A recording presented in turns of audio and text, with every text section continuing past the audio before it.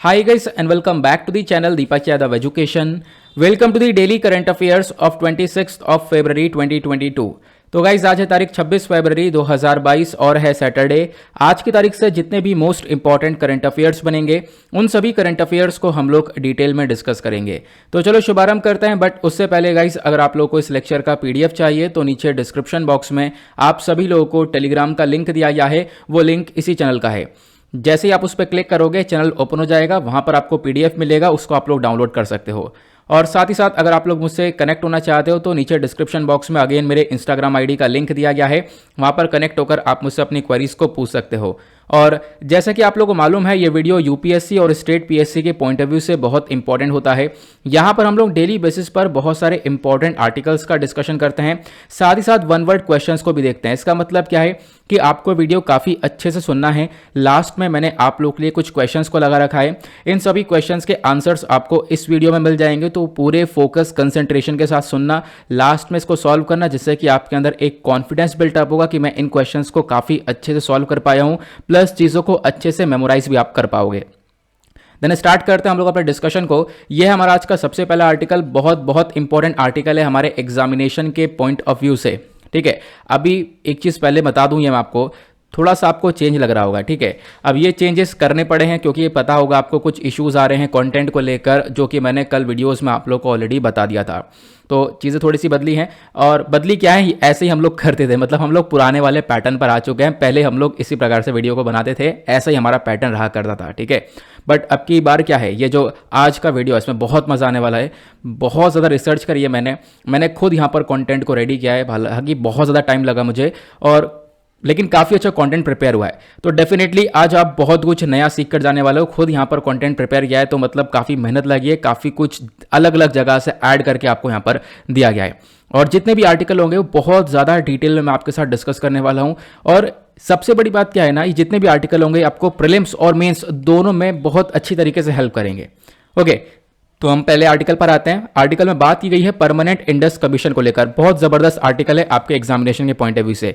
कैसे इंपॉर्टेंट है ये देखो, कितने सारी न्यूज़ यहाँ पर आपको देखने को मिलेगी। न्यू इंडियन एक्सप्रेस का आर्टिकल है, द हिंदू का आर्टिकल आपको देखने को मिलेगा, साथ ही साथ यहाँ पर इंडियन एक्सप्रेस का आर्टिकल आपको देखने को मिलेगा। हर जगह पर इस खबर को कवर किया गया है। हो क्या रहा है, इंडस ट्रीटी की जो एनुअल मीटिंग है वो स्टार्ट होगी मार्च 1 से। ठीक है, अब यहां पर ये मुद्दा क्या है, देखो परमानेंट इंडस कमीशन जो है इंडस वाटर ट्रीटी के लिए है। ये जो इंडस कमीशन है ये बैठेगा, मतलब इंडिया के 10 लोग पाकिस्तान जाएंगे, वहां पर बैठकर पाकिस्तान के लोगों के साथ डिस्कशन होगा, बातचीत होगी।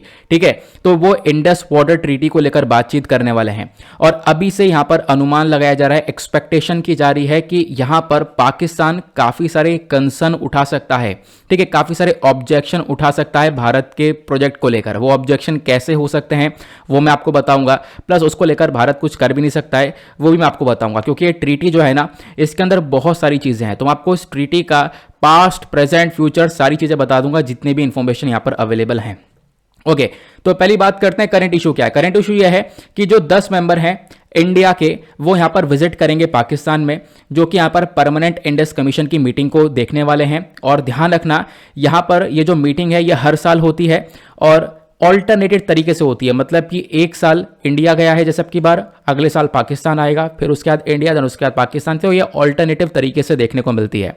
और ये मैं आपको बता ही चुका हूं कि यहाँ पर इस ट्रीटी को होना बहुत ज़्यादा अनिवार्य है, मैंडेटरी है कि यहाँ पर हर साल एक ना एक बार ये मीटिंग होती है दोनों कंट्रीज़ के बीच में। ये मीटिंग कब कब नहीं हुई है वो भी आपको बताऊंगा। बट अभी जो ये मीटिंग है इसका एजेंडा क्या बताया जा रहा है, देखो बोला जा रहा है कि पाकिस्तान ऑब्जेक्शन उठा सकता है भारत के प्रोजेक्ट के ऊपर। इस टॉपिक पर हम थोड़ा सा बाद में आएंगे, पहले मैं आपको ट्रीटी के बारे में समझाता हूं, तब लास्ट में इसको कवर करेंगे ना तो एकदम से मजा आ जाएगा कि हाँ यार अब समझ में आ गया। पहले हम बात करते हैं कि आखिरकार इंडस वाटर ट्रीटी होती क्या है, बस खाली एक एक करके चीजों को सुनते हुए चलना। यहां पर आपको एक पिक्चर दिख रहा होगा, ये पिक्चर बहुत ज्यादा हेल्प करेगा आपकी। ठीक है, यहां पर आपको एक मैप नजर आ रहा होगा। अब इस मैप में आपको जो जो मैं बता रहा हूं उस पर ध्यान देना है। यहां पर आपको इंडस रिवर नजर आएगी। ये इंडस रिवर कहां से ओरिजिनेट हो रही है, इधर मानसरोवर वाले एरिया से। अगर हम बात करें एग्जैक्टली तिब्बत वाला रीजन है, लेकिन आपको पता है तिब्बत को कब्जा रखा है चाइना ने, है ना। तो यहां पर आपको ये मानसरोवर वाला रीजन देखने को मिलेगा। उसके बाद यहां से रिवर निकल रही है और रिवर इस प्रकार से निकलकर इंडिया में एंटर करी, ठीक है, इधर लद्दाख वाले रीजन से निकलकर और इधर पाकिस्तान ऑक्यूपाइड कश्मीर वाले रीजन से निकलकर ऐसे ये पाकिस्तान में चली जाती है, ठीक है। अब ये पाकिस्तान में जाकर इधर आप लोग देख पा रहे होंगे ये बिल्कुल नीचे जाकर और उसके बाद नीचे आपको अरब सागर देखने को मिलेगा, वहां पर अरेबियन सी में गिर जाती है। ये हुई इंडस रिवर। लेकिन इंडस रिवर के साथ साथ आपको और भी नदियों के ऊपर ध्यान देना है। इंडस रिवर के साथ दूसरी नदी कौन सी है, वो है झेलम। झेलम आपको देखने को मिलेगा, अगेन ये इंडिया से निकलती है और इस प्रकार से गई और यहां पर ये भी जाकर आगे जाकर मिल गई इंडस के अंदर, ठीक है। उसके बाद झेलम के बाद यहां पर आपको एक और रिवर निकलती हुई आएगी इंडिया से, वो है चेनाब, ठीक है। यहां पर आपको चेनाब नदी देखने को मिलेगी। उसके बाद एक और नदी है नीचे रावी, उसके बाद यहां पर ब्यास है, देन उसके बाद सतलज है। तो टोटल कितनी नदियां आई है, टोटल यहां पर ये 6 नदियां हैं, ठीक है। अब जो ये इंडस वाटर ट्रीटी हुआ था ये इन्हीं 6 नदियों को लेकर हुआ था। इसके पीछे का कॉन्सेप्ट क्या था मैं आपको बताता हूं। आपको पता होगा जो वॉर है, मैं आपको पहले फर्स्ट वर्ल्ड वॉर के बारे में बताता हूं। तो फर्स्ट वर्ल्ड वॉर जो थी वो लगभग 1914 से लेकर 1918 के बीच में हुई थी, ये तो आपको पता है। सेकेंड वर्ल्ड वॉर जो है 1939 से लेकर 45 के बीच में हुई थी, ये भी आपको पता है। अब उसके बाद यहाँ पर आप कह सकते हो कि 47 में इंडिया भी आज़ाद हो चुका था। देन उसके बाद हुआ क्या था, यहाँ पर 48 में इंडिया और पाकिस्तान का वॉर हो चुका था। इंडिया और पाकिस्तान में आपको जंग देखने को मिल रही थी। तो उसके बाद क्या हुआ, यहां पर जब डिस्प्यूट्स हो गए थे इंडिया और पाकिस्तान के बीच में, तो इंडिया ने क्या किया, इन वाली नदियों का एक तरीके से जो फ्लो है इसको रोक दिया। क्यों, क्योंकि पानी तो यहीं से जा रहा है, पानी यहां से जा रहा है कहां पर, पाकिस्तान के अंदर में। तो इस फ्लो को क्या किया, भारत ने रोक दिया। अब पाकिस्तान में पानी पहुंचेगा नहीं। और सबसे बड़ी बात क्या है कि जो पाकिस्तान है उनकी जो मेजर इकोनॉमी है, जो ज्यादातर अर्थव्यवस्था है, वो इन्हीं नदियों के ऊपर डिपेंडेंट है। ये नदियां मतलब कह सकते हो मेजरली सबसे बड़ी नदियां हैं पाकिस्तान के अंदर। तो ये इंडिया से जा रही हैं, तो इंडिया ने ब्लॉक कर दिया, पानी पहुंचेगा नहीं आगे, है ना। तो ये इशू उठा गया। अब ये इशू हो चुका था, पाकिस्तान परेशान हुआ, मामला चलता रहा, लेकिन पाकिस्तान को अकल ये आ गई थी कि हाँ ऐसा हो सकता है आने वाले टाइम पर भी, फ्यूचर में भी ऐसा हो सकता है कि जो ये भारत है यहां पर पानी को हम लोग रोक दें और उसके बाद यहां पर पाकिस्तान तक वो पानी ना पहुंचे। तो ये मुद्दा यहां पर पाकिस्तान की साइड से उठाया गया। पाकिस्तान ने बोला कि इन नदियों को लेकर एक ट्रीटी साइन होनी चाहिए, ठीक है, एक प्रॉपर ट्रीटी होनी चाहिए, ठीक है। तो उसके बाद यहां पर ये ट्रीटी के बारे में डिस्कशन होता है। तो ट्रीटी क्या है, यहां पर आप देख पाओगे जो ये इंडस वाटर ट्रीटी है। आई होप आप लोग को ये दिख रहा होगा जो भी इंफॉर्मेशन यहां पर मेंशन्ड है, ठीक है। अगर नहीं दिख रहा है तो कोई बात नहीं, चलो मैं एक सेकेंड इसको जूम कर देता हूं। जूम करने का ऑप्शन है, मैंने यूज़ नहीं किया ना इतने दिनों से, तो मैं भूल गया, कोई बात नहीं, पता चला। यहां पर अब ट्रीटी के बारे में अगर हम लोग बात करें तो ये जो इंडस वाटर ट्रीटी है ये 1960 में साइन होती है। एक वाटर शेयरिंग पैक्ट है इंडिया और पाकिस्तान के बीच में, यहां पर साइन होता है। 6 नदियों को कवर किया जाता है। वो 6 नदियां कौन कौन सी हैं अभी मैंने आपको थोड़ी देर पहले बताया था। ये 6 नदियां यहां पर इंडिया से बहती हैं, पाकिस्तान के अंदर जाती हैं। और ये ट्रीटी की जो तारीख है जिस दिन साइन हुआ था, वो तारीख कौन सी एग्जैक्टली, तो वो है 19 सितंबर 1960। आपको ध्यान रखना है 19 सितंबर 1960 में यहां पर ये ट्रीटी एग्जैक्टली साइन होती है। क्लियर हुआ। नाउ अब जो बता रहा हूं वो बहुत ध्यान से सुनना। ये इंडस वाटर ट्रीटी 1960 में साइन होती है। अब जब ट्रीटी साइन होती है तो इन 6 नदियों को 2 पार्ट्स में डिवाइड कर दिया जाता है, 3 इधर 3 इधर, मतलब कि 3 नदियों पे पाकिस्तान का एक्सक्लूसिव राइट रहेगा और 3 नदियों पे भारत का एक्सक्लूसिव राइट रहेगा। अगर हम लोग बात करें पहले पाकिस्तान के बारे में बात करें तो पाकिस्तान वाली जो नदियां हैं इनको हम लोग बोलते हैं वेस्टर्न रिवर सिस्टम, ठीक है। वेस्टर्न रिवर सिस्टम जो ये ऊपर वाली नदियां देखने को मिलेंगी।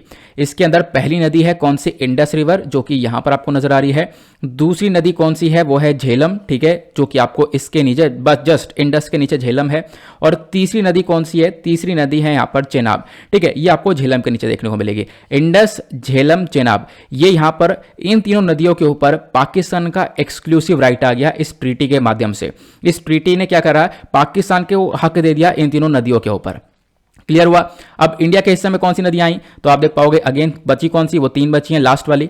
ऊपर वाली 3 तो यहां पर पाकिस्तान के हिस्से में चली गई। जो नीचे वाली 3 है, कौन कौन सी नीचे वाली 3, यहां पर रावी, ब्यास और सतलज, ठीक है। यहां पर मैं मेंशन कर देता हूं, रावी, ब्यास और सतलज, यहां पर आपको ये 3 नदियां देखने को मिलेंगी। ये आई यहां पर इंडिया के हिस्से में। अभी मैं आप लोग को बता दूं, ये जो 6 की 6 नदियां हैं, ये जो पूरी की पूरी 6 नदियां हैं, इसके अंदर जो टोटल पानी है पूरे 6 नदियों के अंदर, वो आपको 16.8 करोड़ एकड़ फीट का देखने को मिलेगा, ठीक है। इसको बहुत अच्छे से क्लियर कर लेना, मैं आपको फिर से बोल देता हूं, ये जो 6 की 6 नदियां हैं, इन टोटल नदियों में 16 करोड़ एकड़ फीट पानी देखने को मिलेगा। क्लियर हुआ। अब इनमें से जो 3 नदियां कौन कौन सी हैं, रावी, सतलेज, ब्यास, जो कि यहां पर इंडिया के पास है, जिनके ऊपर इंडिया का एक्सक्लूसिव राइट है। तो इन 3 नदियों के अंदर 20% पानी देखने को मिलेगा। उसके बाद जो यहां पर दूसरा आपको पाकिस्तान के पास देखने को मिलेंगी वो है इंडस, झेलम और चेनाब। यहां पर आपको देखने को मिलेगा ये पाकिस्तान के पास है और इसमें 80% पानी है। तो ट्रीटी यहां पर आप देख पा रहे हो किस प्रकार से हो रही है कि 80% जो पानी है, 80% जो वाटर है वो पाकिस्तान के पास है और इंडिया के पास 20% वाटर है। ठीक है, आप लोग यहां पर दिख रहा होगा कि पाकिस्तान के पास ज्यादा पानी यहां पर जा रहा है।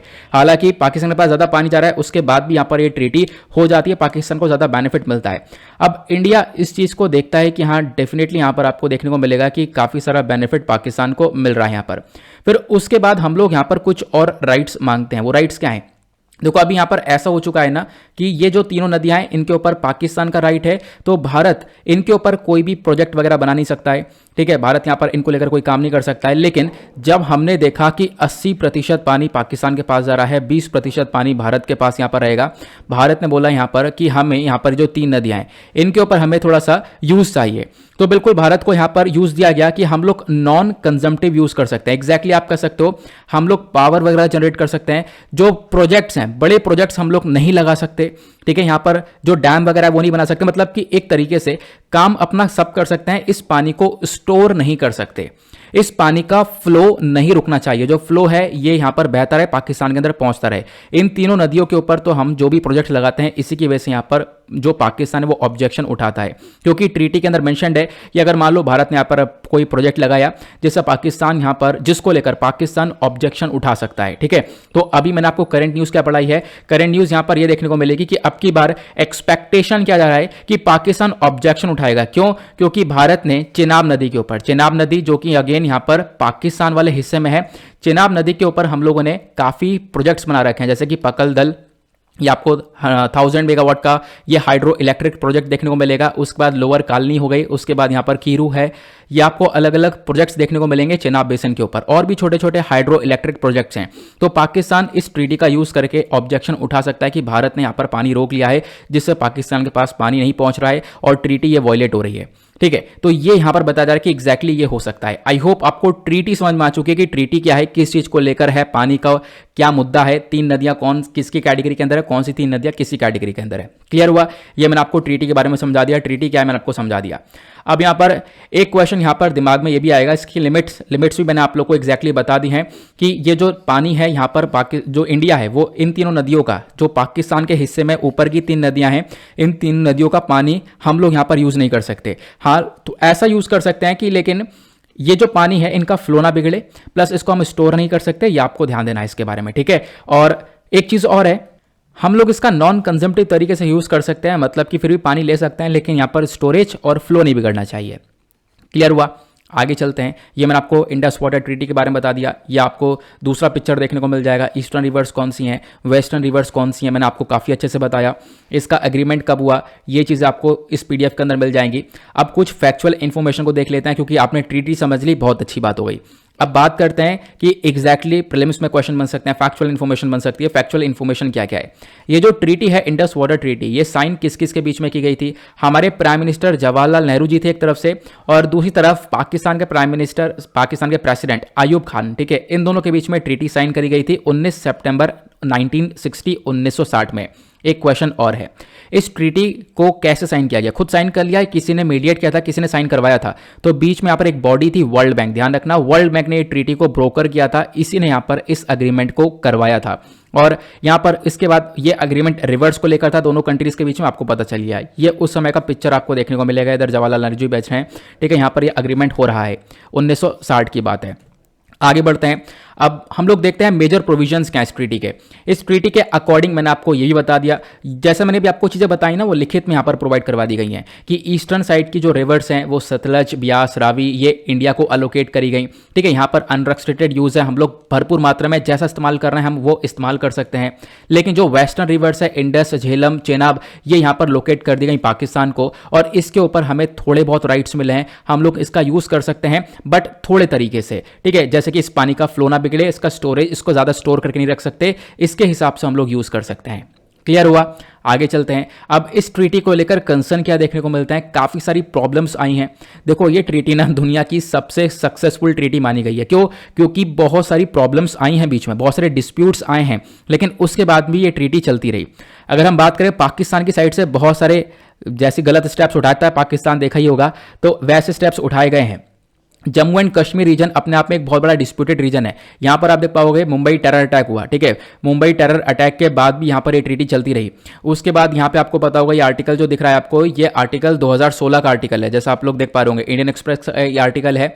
उरी अटैक जब हुआ था, उरी अटैक के बाद में हम लोगों ने डिसाइड किया था कि जो ये ट्रीटी है इसको हम लोग हटा देंगे। बेसिकली अब यहां पर पानी जो है पाकिस्तान को नहीं भेजेंगे, ठीक है, इससे विड्रॉ कर लेंगे। उसके बाद यहां पर यह भी काफी पुराना आर्टिकल है। उसके बाद यहां पर क्या हुआ था, देखो उरी अटैक के बाद पुलवामा अटैक के बारे में आपको पता होगा। पुलवामा अटैक के बाद भी यहां पर हमने बोला कि पाकिस्तान के साथ हम ये ट्रीटी नहीं रखने वाले, पाकिस्तान के साथ यहां पर ये ट्रीटी को हटा दिया जाएगा, हम लोग पानी को रोक देंगे, ठीक है। ये चीजें हम लोगों ने यहां पर दिखाई थी। तो अभी क्या हुआ, इन सारे डिस्प्यूट्स के बाद भी इतने सारे विवाद हुए, इतने सारे कंसर्न हुए दोनों कंट्रीज के बीच में, उसके बाद भी यहाँ पर ट्रीटी चल रही है। इसी वजह से यहाँ पर बोला जाता है दुनिया की एक सक्सेसफुल ट्रीटी है, वरना तो यहाँ पर ऐसी ट्रीटी चलती नहीं है अगर कहीं दूसरे कंट्रीज के बीच में होती तो। क्लियर हुआ। बाकी हम बात करें परमानेंट इंडस कमीशन को लेकर, क्योंकि अभी ये कमीशन है ना, इसी में जाएंगे सब लोग, यहाँ पर बातचीत करेंगे, कमीशन ही तो है। तो इस कमीशन को सेटअप किया गया था इंडस वाटर ट्रीटी अग्रीमेंट के अंडर में ही, जो पाकिस्तान और इंडिया है, ठीक है, इंडिया और पाकिस्तान दोनों हैं, दोनों यहां पर क्या करते हैं, यहां पर एक इन्होंने परमानेंट पोस्ट को एस्टेब्लिश कर रखा है। ये लोग अब पोस्ट को बना दी, यहां पे काफ़ी सारे लोग हैं, इंडिया के काफ़ी सारे लोग हैं, पाकिस्तान के काफ़ी सारे लोग हैं, जो कि हर साल बातचीत करते हैं, आपस में बातचीत करते हैं इस ट्रीटी का कैसे हम लोग इंप्लीमेंट कर सकते हैं, इंफॉर्मेशन को एक्सचेंज कर सकते हैं, ठीक है, जो ट्रीटी है उसका डेटा यहां पर यूज़ कर सकते हैं, कॉपरेशन को ज़्यादा प्रमोट कर सकते हैं, आपस में बीच में कॉपरेट कर सकते हैं, ठीक है, इस पूरे इंडस सिस्टम को लेकर। ये आपको ध्यान रखना है। तो बेसिकली जाते हैं तो पूरा प्रॉपरली इसी ट्रीटी को लेकर ही डिस्कशन होता है। और आपको यह भी ध्यान रखना है, जो ये परमानेंट इंडस कमीशन है, इस कमीशन के लिए बहुत ज्यादा जरूरी है कि ये रेगुलरली मिलता रहे, ठीक है, हर साल, मतलब एक साल में एक माह तो एक बार मीटिंग इसकी होनी चाहिए, ऐसा बताया गया। और ऑल्टरनेट बेसिस पर, मतलब एक साल इंडिया पाकिस्तान जाएगा, एक साल पाकिस्तान इंडिया आएगा। तो ये मैंने आप लोगों को जैसा अभी स्टार्टिंग में बता दिया था। क्लियर हुआ। ये आपको लिखित में सारी चीजें प्रोवाइड करवाई हैं। उसके बाद एजेंडा क्या है, ये आपको मैंने आपको एग्जैक्टली बता दिया। कंक्लूजन की बात करें, आपका सजेशन क्या हो सकता है, कंक्लूजन क्या हो सकता है, या फिर वे फॉरवर्ड क्या हो सकता है। जो ये इंडस वाटर ट्रीटी है, इसको एक मोस्ट सक्सेसफुल ट्रीटी माना गया है दुनिया की, बट अभी भी हम लोग को जरूरत है कि हम लोग चीज़ों को अपडेट करें। यहाँ पर चीज़ें यहाँ पर पुरानी चल रही हैं, इसको अपडेट करना होगा। अपडेट कैसे करना होगा, हम लोग को यहाँ पर क्लाइमेट चेंज का भी ध्यान रखना होगा, क्योंकि क्लाइमेट चेंज का भी इम्पैक्ट बहुत बुरा पड़ रहा है। तो इस एग्रीमेंट के साथ साथ हमें यह भी देखना है कि क्लाइमेट चेंज का इम्पैक्ट ज़्यादा बढ़ रहा है, लगातार ग्लोबल वार्मिंग देखने को मिलेगी, पोल्यूशन ज़्यादा हो रहा है। तो उसको देखते हुए हमें चीज़ों को थोड़ा सा डेवलप करना पड़ेगा, क्योंकि चीज़ें पुरानी हो चुकी है, तो उसको अपडेट करना ज़रूरी है, क्योंकि 1960 में यहाँ पर ये एग्रीमेंट हुआ है। क्लियर हुआ। तो ये चीज़ें मैंने आप लोगों को बताई। आई होप आपको काफ़ी अच्छे से आर्टिकल क्लियर हो चुका है, इंडस वाटर ट्रीटी के बारे में समझ में आ चुका है। कोई भी क्वेश्चन बनेगा प्रीलिम्स या मेंस, तो आई होप आप इसको अच्छे से सॉल्व कर पाओगे। अब करना क्या है, फटाफट वीडियो को लाइक कर दो, लाइक करके आप अपना सपोर्ट दिखाओ। और आज का हमने टारगेट रखा है 2K प्लस लाइक्स का, तो फटाफट आपको यहाँ पर आज भी 2000 से ज़्यादा लाइक्स पहुँचाने हैं इस वीडियो के अंदर। आर्टिकल नंबर 2, जबरदस्त आर्टिकल है, मजा आएगा। सेकंड आर्टिकल में भी बहुत इंपॉर्टेंट है, काफी कुछ नया जानने को मिलेगा। नासा के ल्यूसी मिशन के बारे में हम लोग जानने वाले हैं। ल्यूसी मिशन क्या है, पिछले साल चर्चा में था, नाउ अभी फिर से चर्चा में है। इंडियन एक्सप्रेस का यहाँ पर आर्टिकल देख पाओगे। अभी मैं आपको बताता हूँ ल्यूसी मिशन क्या है, करंट इशू क्या देखने को मिलेगा। हुआ क्या है, एक यूरीबेट क्या है, आपको एस्टेरॉइड देखने को मिलेगा। एस्टेरॉइड क्या होता है, सब कुछ क्लियर करेंगे। तो यूरीबेट एक एस्टेरॉइड है। यहाँ पर क्या होगा, इस एस्टेरॉइड पर ल्यूसी, क्योंकि ये ल्यूसी मिशन क्या है, एक ल्यूसी यहां पर आप देख पाओगे स्पेसक्राफ्ट है, ये होगा, ये जाएगा इस एस्टेरॉइड पर विजिट करेगा आने वाले अगले 12 साल के अंदर, ठीक है। तो मतलब 12 साल बाद यहां पर आप देख पाओगे ये जो ल्यूसी मिशन है ये विजिट करेगा इस एस्टेरॉइड के ऊपर, यूरीबेट के ऊपर। अब ये यूरीबेट चर्चा में आया क्योंकि यहां पर कुछ एस्ट्रोनॉमर्स हैं लास वेगस के अंदर, इन्होंने ऑब्जर्व किया कि एक सितारा बहुत तेजी से चमचा, ठीक है। अब यहां पर वो ब्लिंक किया, वो ब्लिंक क्यों किया, क्योंकि ये जो यूरोबेट है, ये यूरीबेट उसके पास से निकला। अब यूरीबेट यहां पर उस सितारे के पास से निकला, इस वजह से वो एकदम से ब्लिंक किया, ये हमारी नजर में आया, इसी वजह से यूरीबेट चर्चा में है। यूरीबेट क्या है, एक एस्टेरॉइड है। एस्टेरॉइड क्या होता है अभी मैं आपको बताऊंगा। फिलहाल आपको ध्यान रखना है, जब भी यहां पर यूरीबेट मतलब ये जैसे यूरीबेट एक ऑब्जेक्ट के सामने से निकल गया है, इसको यहां पर बोला गया एक्लिप्स्ड। अब ये एक्लिप्स की सिचुएशन क्या होती है मैं आपको समझाता हूं। यहां पर एग्जैक्टली क्या देखने को मिलेगा, मैंने यहाँ पर एक पिक्चर लगा रखा था यार, पिक्चर कहाँ गया? हाँ, तो ये ऑक्यूलेशन या फिर मैं आपको कहूँ एक्लिप्स क्या होता है। एक एग्जाम्पल देखो, आपने सोलर एक्लिप्स के बारे में सुना होगा, जहाँ पे क्या होता है, जो मून होता है, जो चंद्रमा होता है, जैसे कि आप कह सकते हो इधर मान लो सूरज हुआ, सन हुआ, इधर हुई अर्थ, बीच में यहाँ पर क्या है, बीच में मून है, ठीक है। चंद्रमा जो है अभी बीच में नहीं है, ये बीच में आ जाता है, बीच में आ जाता है, तो जो सन की रेज हैं वो यहाँ पर अर्थ के ऊपर नहीं पड़ पाती हैं, इसको हम लोग बोलते हैं सन एक्लिप्स, है ना। अब यहाँ पर क्या है, इसी को हम लोग बोलते हैं कि जब कोई ऑब्जेक्ट सामने से निकलता है तो यहाँ पर एक चमचमाहट से निकलती है, यहाँ पर थोड़ा सा ब्लिंक होता हुआ नजर आया है। बताया गया जो ये यूरीबेट है, यूरीबेट यहाँ पर सामने से एक तरीके से एक स्टार चमचमाया, क्योंकि ये जो यूरीबेट एस्टेरॉइड है उस स्टार के सामने से निकला।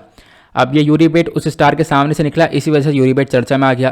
क्योंकि यूरीबेट के ऊपर भी हम लोग रिसर्च करने वाले हैं, ठीक है। आने वाले टाइम पर हम लोग इसके ऊपर चर्चा करेंगे। आने वाले टाइम पर हम लोग एक मिशन यहाँ पर लॉन्च करेंगे, जो ल्यूसी मिशन है वो विजिट करेगा आने वाले 12 साल के अंदर, ठीक है, इस पूरे यूरीबेट के ऊपर, इसी वजह से चर्चा में है।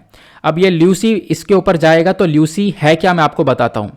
पहली बात मैंने आपको बताना है कि एस्टेरॉइड क्या है, क्योंकि आपने यूरीबेट के बारे में सुन लिया। अब बात करते हैं एस्टेरॉइड की। देखो, एस्टेरॉइड ना एक रॉकी पार्टिकल है, ठीक है। रॉकी पार्टिकल का मतलब क्या है, ये आपने देख रहा है, ये आपको एक वीडियो दिख रहा होगा, ये एस्टेरॉइड एक रॉकी पार्टिकल आपको दिखेगा। सोलर सिस्टम में आप देखोगे तो इस प्रकार से रॉकी पार्टिकल्स यहाँ पर ट्रैवल करते हुए नजर आएंगे, ठीक है, कंकड़ के टुकड़े आप कह सकते हो। अगर हम सोलर सिस्टम को देखें तो इनकी एक बेल्ट बनी हुई है, एस्टेरॉइड बेल्ट। ध्यान रखना, एस्टेरॉइड बेल्ट कौन कौन से प्लैनेट के बीच में है, तो एक मार्स और इधर जुपिटर। मार्स और जुपिटर के बीच में यहाँ पर ये एस्टेरॉइड की बेल्ट है। यहाँ पर आपको बहुत सारे रॉकी पार्टिकल्स देखने को मिलते हैं, ठीक है। हालांकि बहुत सारे सभी जगह पर आपको एस्टेरॉइड देखने को मिलेंगे, लेकिन ये पूरी बेल्ट यहाँ पर नजर आती है, ठीक है। अब एस्टेरॉइड कैसे होते हैं, रॉकी पार्टिकल्स होते हैं, आपको क्लियर हो गया। तो एस्टेरॉइड रॉकी ऑब्जेक्ट होते हैं जो कि सन को ऑर्बिट करते हैं और हमारे ग्रह यानी प्लैनेट से बहुत ज़्यादा छोटे होते हैं, जिनको हम लोग माइनर प्लैनेट्स भी बोलते हैं। तो ये तो हो गई प्रॉपर डेफिनेशन एस्टेरॉइड की। एस्टेरॉइड की भी अलग अलग कैटेगरीज होती हैं। एक होता है मेन बेल्ट एस्टेरॉइड, ये बेल्ट मैंने आपको बता दिया, ये बेल्ट दो प्लैनेट्स के बीच में, दो ग्रह के बीच में, मार्स और जुपिटर के बीच में आती है। और बोला जाता है ये जो रीजन है बीच वाला, इसके अंदर लगभग 1.9 से लेकर 1.9 मिलियन 1.1 से लेकर 1.9 मिलियन एस्टेरॉइड यहां पर देखने को मिल जाते हैं। कौन सी वाली बेल्ट में, इस वाली बेल्ट में ये छोटे छोटे रॉकी पार्टिकल्स इतने सारे देखने को मिलते हैं। क्लियर हुआ, ये आपको ध्यान रखना है। इस प्रकार से आप देख पाओगे जुपिटर के इर्द गिर्द भी यहाँ पर ये रॉकी पार्टिकल्स ऐसे घूमते हुए नजर आएंगे। ये हमारा एस्टेरॉइड बेल्ट कहलाता है। और अभी ऑक्यूलेशन क्या होता है, ये तो हम पुराना वाला पॉइंट आ गए। हाँ, एक्लिप्स के बारे में मैंने आपको बताया था कि होता क्या है कि देखो, मान लो ये सन हो गया, इधर अर्थ हो गया, बीच में मून आ गया, तो इसकी वजह से यहाँ पर प्रॉपर रोशनी यहाँ पर पहुंचती नहीं है। तो इसी का कॉन्सेप्ट यहाँ पर ऑक्यूलेशन का बताया गया। ऑक्यूलेशन भी कुछ इस प्रकार से है, जो कि अभी क्या देखने को मिला, जो कि अभी यूरीबेट के साथ देखने को मिला। यूरीबेट जो एस्टेरॉइड है वो यहाँ पर क्या हुआ, वो निकला एक स्टार के पास से, तो स्टार हल्का सा ब्लिंक हुआ था, ठीक है, हल्का सा यहाँ पर ब्लिंक हुआ, जिसको लेकर यहाँ पर ये चर्चा की गई। क्लियर हुआ। तो ल्यूसी मिशन के बारे में हम लोग चर्चा करें, क्योंकि ल्यूसी मिशन बेसिकली चर्चा में है। तो ल्यूसी मिशन है क्या, देखो, ये नासा का पहला मिशन है जो कि जुपिटर पर जा रहा है। अब आपको ये जुपिटर पर तो काफी सारे मिशन चले गए, नहीं, नासा का पहला मिशन है जो कि जुपिटर के ट्रोजन एस्टेरॉइड्स को एक्सप्लोर करेगा। अब ये एस्टेरॉइड क्या होते हैं मैंने आपको बता दिया, रॉकी पार्टिकल्स होते हैं। ये ट्रोजन एस्टेरॉइड क्या होते हैं मैं आपको ये बताता हूं। ट्रोजन एस्टेरॉइड यहां पर आपको जुपिटर के पास में ही देखने को मिलेंगे, उसी बेल्ट में, ठीक है। अभी हम लोग आएंगे उसके टॉपिक के ऊपर भी। अभी फिलहाल मैं आपको बताऊं, नासा का ये पहला मिशन है, ध्यान रखना, जो कि यहां पर जुपिटर के ट्रोजन एस्टेरॉइड्स को एक्सप्लोर करेगा। एक सोलर पावर मिशन है। ये जो ल्यूसी मिशन है, ये आप देख पा रहे हो, इसमें सोलर पैनल्स लगे हुए हैं बड़े बड़े, ठीक है, यहां पर। तो ये यहां पर सोलर एनर्जी का इस्तेमाल करेगा। और बोला गया कि देखो, इसको लॉन्च तो हमने पिछले साल ही कर दिया था 2021 में। अभी यहाँ पर इसको 12 साल लगेंगे। 12 साल बाद यहाँ पर ये पहुँचेगा, ठीक है। और ये स्पेसक्राफ्ट 12 साल बाद पहुँचेगा, ये एस्टेरॉइड तक पहुँचेगा। और कितना डिस्टेंस कवर करने वाला है, 6.3 बिलियन किलोमीटर्स तक का ये डिस्टेंस कवर करने वाला है। और ये हम लोग क्यों कर रहे हैं, ताकि हम लोग सोलर सिस्टम का इवोल्यूशन कैसा हुआ है उसको समझ सकें, ठीक है। पहली बात मैंने आपको बताया, ये जो ल्यूसी मिशन है, ल्यूसी मिशन जो जुपिटर है उसके ट्रोजन एस्टेरॉइड को एक्सप्लोर करेगा, उसके बारे में इंफॉर्मेशन देगा। वो क्यों करेगा आगे मैं आपको बताऊंगा, बट पहले ल्यूसी मिशन, ये नाम ल्यूसी कैसे पड़ा है उसके बारे में जान लो। जब विकिपीडिया ओपन किया गया तो वहां पर ल्यूसी स्पेसक्राफ्ट के बारे में सर्च किया गया, तो यहां पर बोला गया जो ये ल्यूसी का नाम है, जो मिशन का नाम है ल्यूसी, ये यहां पर पता गया है एक कंकाल के ऊपर। एक कंकाल है, ये स्केलेटन है, जो कि 3.2 मिलियन ईयर ओल्ड एंसेस्टर का है, ठीक है। 3.2 मिलियन ईयर ओल्ड एंसेस्टर का एक आपको स्केलेटन देखने को मिलेगा। इसका नाम लूसी है, तो इसी के नाम पर यहां पर ये पढ़ा गया है ल्यूसी मिशन, ठीक है। क्लियर हुआ। अब यहाँ पर इस मिशन का मेजर मकसद है कि ट्रोजन जो एस्टेरॉइड है उसको यहाँ पर एक्सप्लोर करना, उसके बारे में जानकारी लेना। अब देखो ट्रोजन एस्टेरॉइड क्या होते हैं उसको समझते हैं। अभी मैंने आप लोगों को बताया सोलर सिस्टम आप लोगों ने अच्छे से समझा। यहाँ पर सन हुआ, ठीक है, उसके बाद यहाँ पर आपने ये सारे प्लैनेट्स देखे, ठीक है। उसके बाद मैंने आपको बताया कि जो एस्टेरॉइड बेल्ट है वो यहाँ पर आपको नजर आएगी। एस्टेरॉइड बेल्ट मार्स और जुपिटर के बीच में है, ठीक है। यहाँ पर आपको रॉकी पार्टिकल सारे देखने को मिलेंगे। बेल्ट है, इसमें कितने रॉकी पार्टिकल है अभी मैंने आपको बताया। लेकिन एस्टेरॉइड क्या होता है? रॉकी पार्टिकल है। अब जो ट्रोजन एस्टेरॉइड होते हैं ये भी रॉकी पार्टिकल है, लेकिन जो ट्रोजन एस्टेरॉइड होते हैं ये जुपिटर के इर्द गिर्द होते हैं, ठीक है। आप देख पाओगे जुपिटर के पास में एस्टेरॉइड देखने को मिलते हैं। जो ट्रोजन एस्टेरॉइड होते हैं वो जुपिटर के ऑर्बिट में, जुपिटर के पीछे पीछे भाग रहे हैं। जुपिटर आगे चल रहा है तो जुपिटर के पीछे पीछे यहाँ पर आपको देखने को मिलेंगे, ठीक है। तो ट्रोजन एस्टेरॉइड ये वाले होते हैं। इन्हीं एस्टेरॉइड को हमें इसके ऊपर एक्सप्लोर करना है, इसी के ऊपर जानकारी लेनी है। क्यों? क्योंकि साइंटिस्ट ये बोलते हैं कि हम लोगों ने पहले ऑब्जर्व किया है कि ये जो छोटे छोटे रॉकी पार्टिकल्स हैं ये आपस में मिल जाते हैं, ये एस्टेरॉइड आपस में मिल जाते हैं और मिलकर एक बड़ा प्लैनेट बनाते हैं। तो यहाँ पर जो ल्यूसी मिशन जाएगा 12 साल बाद यहाँ पर पूरी तरह से जो काम करेगा, रीच करेगा, उसके बाद ये यहाँ पर सर्च करेगा और पता लगाएगा क्या ऐसा यहाँ पर भी होने वाला है। ये जो रॉकी पार्टिकल्स हैं ये सब मिलेंगे जुपिटर के अंदर, जुपिटर को और बड़ा बनाएंगे। जैसे कि यहाँ पर बोला जा रहा है अर्थ कितने बिलियन साल पहले यहाँ पर छोटी सी थी, उसके बाद ये धीरे धीरे इवॉल्व हुई है। तो साइंटिस्ट का कहना है यही यहाँ पर जो आपको ये पार्टिकल्स देखने को मिलेंगे, जो यही यहाँ पर एस्टेरॉइड है वो आपस में मिल जाते हैं, मिलकर यहाँ पर एक बड़ा प्लैनेट बनाते हैं। तो इसी को रिसर्च करने के लिए ल्यूसी मिशन हम लोग छोड़ रहे हैं, ठीक है। ल्यूसी मिशन बेसिकली इसके ऊपर काम कर रहे हैं। कब पहुंचेगा मैंने आपको बताया 2027 तक ये पहुंचेगा, लेकिन इस एग्जैक्टली 2033 के अंदर ये अपने मिशन को कंप्लीट करेगा। तो अभी बहुत टाइम लगने वाला है। क्लियर हुआ? तो ट्रोजन एस्टेरॉइड क्या होता है मैंने आपको बता दिया। ट्रोजन एस्टेरॉइड यहां पर बोला जाता है बहुत लंबे समय पहले ही बन चुके हैं, अभी यहां पर आपको ये देखने को मिलेंगे और बोला जाता है कि ये भी जुपिटर को और ज्यादा बड़ा कर देंगे, ठीक है। तो ये इंफॉर्मेशन हमारे पास आती है। बट ल्यूसी मिशन के एग्जैक्टली देखने में कैसा लगता है? आपको पता चल गया कि हाँ ये पहला मिशन है जो कि जुपिटर के ट्रोजन पर जाएगा, ऐसा देखने को मिलेगा। ये ऐसा स्पेसक्राफ्ट है, ठीक है। ये जाएगा, ये सर्च करेगा, ठीक है। अब यहाँ पर ये जो स्पेसक्राफ्ट है, आपका एक क्वेश्चन दिमाग में ये भी आ रहा होगा, दिमाग में क्वेश्चन ये क्या आ रहा होगा कि भाई ये 12 साल में पहुंचेगा, 2033 में ये अपना मिशन कंप्लीट करेगा। अगर ये 2033 में अपना मिशन कंप्लीट करेगा तो इतना लंबे समय तक ये चलेगा कैसे? स्पेसक्राफ्ट मतलब इसको एनर्जी कहाँ से मिलेगी? इसको एनर्जी मिलेगी सोलर पैनल से। ये जो बड़े बड़े हैं इसके सोलर पैनल्स, और ये अपने आप में बहुत ह्यूज साइज के, आप देख पाओगे ये कैसे बंद होंगे, ठीक है। हालांकि बहुत छोटा सा रहता है, ये ऊपर गया, ऊपर जाने के बाद ये पूरे खुल जाते हैं ये, ठीक है। ऐसे पहले तो बंद रहते हैं, फिर उसके बाद ये ऐसे खुल जाते हैं पूरे। ये बड़े बड़े सोलर पैनल्स हैं और अभी तक स्पेस में इतने बड़े सोलर पैनल्स भेजे नहीं गए। तो इसके माध्यम से यहाँ पर क्या होगा, ये ल्यूसी मिशन पहुंचेगा। अब आता है नासा की वेबसाइट के ऊपर कि नासा की वेबसाइट ने यहाँ पर बताया अच्छे से कि ल्यूसी मिशन वर्क कैसे करेगा, ठीक है। तो आप लोग देख पाओगे इधर हुआ सन, इधर हुआ अर्थ। हमने ल्यूसी मिशन को लॉन्च कर दिया। अब पहले तो क्या होगा, एक चक्कर मारेगा इधर इधर, यहाँ पर चक्कर बना के मोमेंटम बनाएगा। फिर उसके बाद ये ल्यूसी मिशन कैसे जाएगा, यहाँ पर आप देखते रहना, ऐसे चक्कर मारेगा। चक्कर मारते मारते यहाँ पर ऐसे मान लो चक्कर मारा, मारते मारते ऐसे निकलेगा, क्योंकि यहाँ पर जुपिटर है, जुपिटर के इधर आगे पीछे ट्रोजन मतलब एस्टेरॉइड जुपिटर की बेल्ट पर घूम रहे हैं। क्योंकि मैंने भी आपको दिखाया ना, आपने अभी इसको देखा, क्योंकि जो एस्टेरॉइड है ये बेल्ट अलग है और जुपिटर के आगे पीछे जो भाग रहे हैं ये ट्रोजन वाले एस्टेरॉइड अलग हैं। तो यहाँ पर क्या हुआ कि ऐसे यहाँ पर घूमेगा ये मिशन, जो हमारा स्पेसक्राफ्ट है, घूमने के बाद ऐसे निकलेगा और ऐसे पहले इधर जाएगा, इधर ट्रोजन जो भी होंगे, ठीक है, इधर ट्रोजन होंगे, इनके ऊपर रिसर्च करेगा, मतलब इनसे भी जो भी यहाँ पर रिसर्च करी जाएगी। फिर उसके बाद ये ऐसे आएगा वापस, मतलब वापस यहाँ पर आप देखोगे अर्थ पर आएगा और अर्थ पर वापस ऐसे चक्कर मारेगा, फिर उसके बाद यहाँ पर चक्कर मारेगा और ऐसे ही जाएगा ये वापस इधर की साइड में, ठीक है। ये आप देख पाओगे ऐसे ल्यूसी मिशन होने वाला है, यहाँ पर ल्यूसी लिखा हुआ है। तो आप जाकर देख सकते हो, ये नासा की वेबसाइट पर उन्होंने खुद इस मिशन को एक्सप्लेन किया है। मुझे काफ़ी टाइम लगा इसको पढ़ने में, रिसर्च करने में, उसके बाद मैं आप लोग को यहाँ पर बता रहा हूँ, ठीक है। तो आई होप आप लोग समझ गए होंगे कि ल्यूसी मिशन कैसे चलने वाला है, ये हमारा मिशन कैसे वर्क करेगा, ठीक है। एक बार मैं फिर से बताता हूँ, अर्थ से हमने लॉन्च किया, ऐसे आया, ऐसे निकला और इधर यहाँ पर इधर भी ट्रोजन है और इधर भी ट्रोजन है, तो ऐसे गया ये, फिर उसके बाद ऐसे आया और ऐसे जाकर मिशन पूरा करेगा। कह सकते हो 2027 तक यहाँ पर रहेगा और फिर 2033 तक ये यहाँ पर पहुँचेगा, ठीक है। ये हुआ हमारा ल्यूसी मिशन। इस पिक्चर को थोड़ा सा जूम कर दिया है मैंने, जूम करके भी आप लोग यहाँ पर देख सकते हो। अब हमने ये देख लिया कि जुपिटर पर ये सर्च करने के लिए गया है ल्यूसी मिशन, तो जुपिटर के बारे में भी जानना इंपॉर्टेंट है। कुछ फैक्चुअल इन्फॉर्मेशन हमारे पास क्या है, जब हम जुपिटर के बारे में बात करते हैं तो जुपिटर यहाँ पर आपको 5वां देखने को मिलेगा इस पूरी लाइन के अंदर, ठीक, मतलब प्लैनेट्स की लाइन के अंदर। जुपिटर यहाँ पर एक सबसे बड़ा प्लैनेट है, सबको पता है, हमने काफ़ी बार पढ़ रखा है। जुपिटर, सैटर्न, यूरेनस के बारे में बात करें, देखो जुपिटर, सैटर्न, यूरेनस और नेपच्यून, ये चारों प्लैनेट जोवियन या फिर गैस जाइंट प्लैनेट बुलाए जाते हैं, ठीक है। और इनके यहाँ पर अगर हम बात करें, इन प्लैनेट के ऊपर एक थिक एटमॉस्फेयर देखने को मिलता है, ज़्यादातर हीलियम और हाइड्रोजन आपको देखने को मिलेगा। जुपिटर जो है यहाँ पर हर 10 घंटे में रोटेट होता है, जिसको हम लोग एक जोवियन डे बोलते हैं।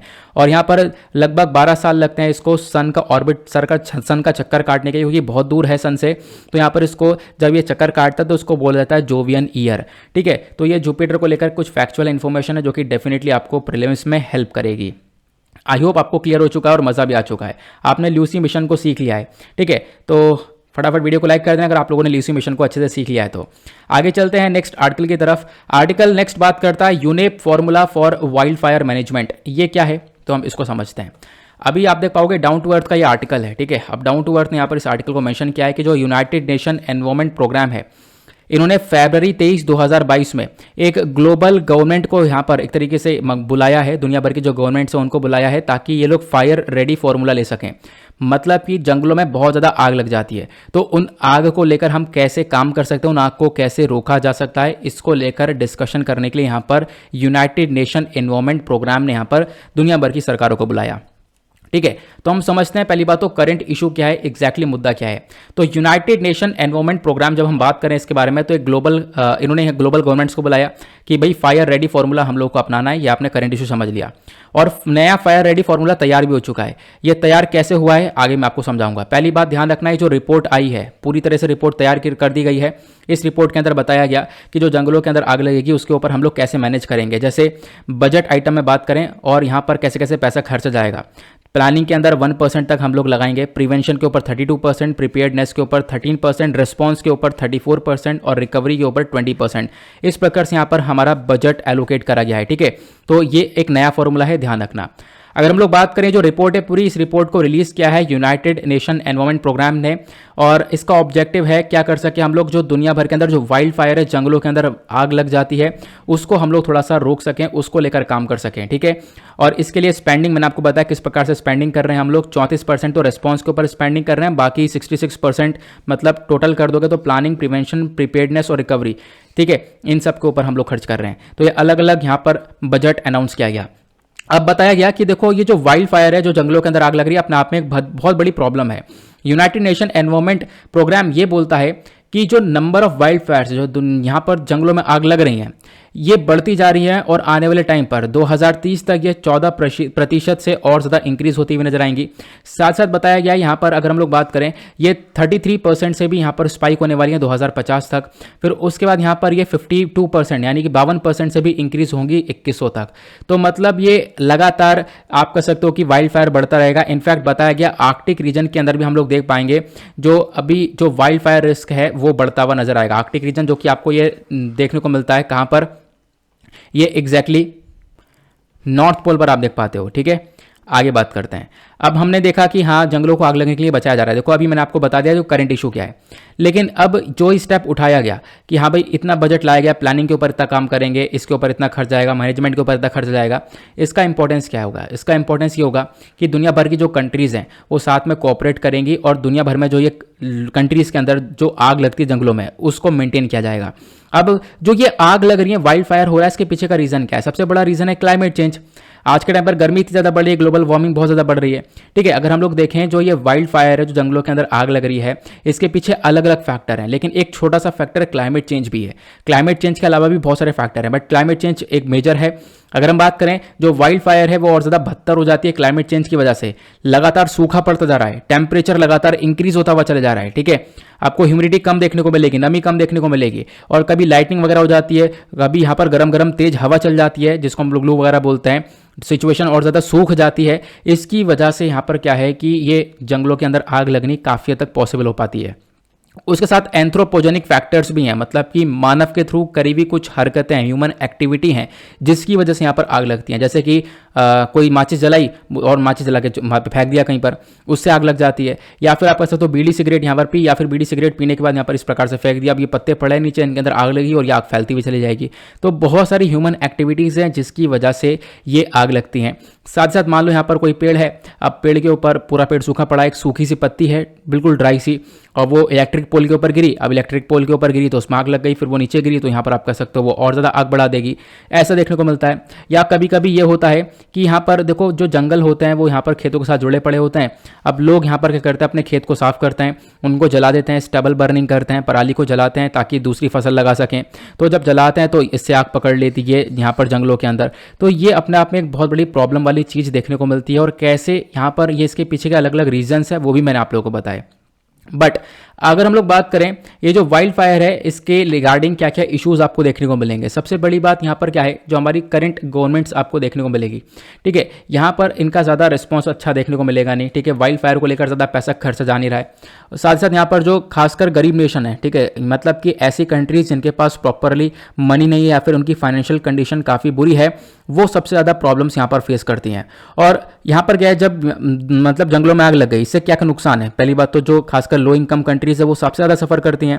दूसरा पॉइंट यहाँ पर क्या है कि जो लोगों की हेल्थ है ना वो बहुत ज़्यादा अफेक्ट होती है डायरेक्टली, यहाँ पर इतना ज़्यादा धुआं निकल जाता है, इससे यहाँ पर आप कह सकते हो कि लोग वो जो धुआं है वो इनहेल कर रहे हैं, जिससे कार्डियोवैस्कुलर डिजीजेज भी बहुत ज़्यादा देखने को मिलती हैं।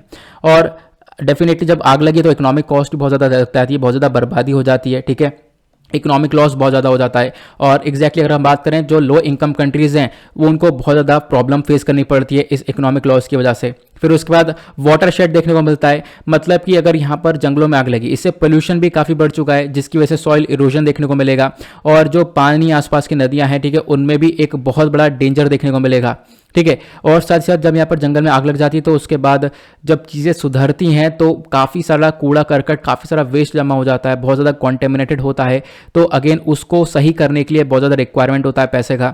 तो ये अपने आप में प्रॉब्लम्स हैं वाइल्ड फायर को लेकर, ये आपको ध्यान देना है कि इन प्रॉब्लम से काफ़ी सारी कंट्रीज जूझ रही हैं, इन प्रॉब्लम्स को यहाँ पे सॉल्व करने की हमें आवश्यकता है। नाउ अब कुछ सजेशंस भी दिए गए हैं। सजेशंस के बारे में बात करें तो हम लोग को ज़रूरत है कि हम लोग इन्वेस्ट करें ज़्यादा, किस चीज़ के अंदर हम लोग इन्वेस्ट करें ज़्यादा कि अपना जो क्लाइमेट चेंज है उससे लड़ पाएँ। तो क्लाइमेट चेंज से लड़ने के लिए ज़्यादा इन्वेस्टमेंट करोगे तो वो ज़्यादा बेहतर रहेगा और हम लोग को एक अच्छा रिटर्न देगा और दुनिया भर में यहाँ पर एक बहुत अच्छा इम्पैक्ट पड़ेगा उसका, ठीक है। तो क्लाइमेट चेंज के ऊपर फोकस किया जाए। साथ साथ क्या बताया गया कि हम लोग को एक सस्टेनेबल तरीके से यहाँ पर कुछ चीज़ें लेकर एक मैनेजमेंट लेकर चलना चाहिए। हमारे पास जो पॉलिसीज़ हैं, नई नई पॉलिसीज़ होनी चाहिए, अलग अलग पॉलिसीज़ होनी चाहिए, ठीक है, ये होनी चाहिए जिससे हम लोग यहाँ पर नीतियाँ होनी चाहिए, अच्छी रूल्स एंड रेगुलेशन होने चाहिए, ठीक है, जिससे हम लोग यहाँ पर चीज़ों को सही कर सकें, जो कि आम बात से ये आप लोग खुद भी लिख पाओगे।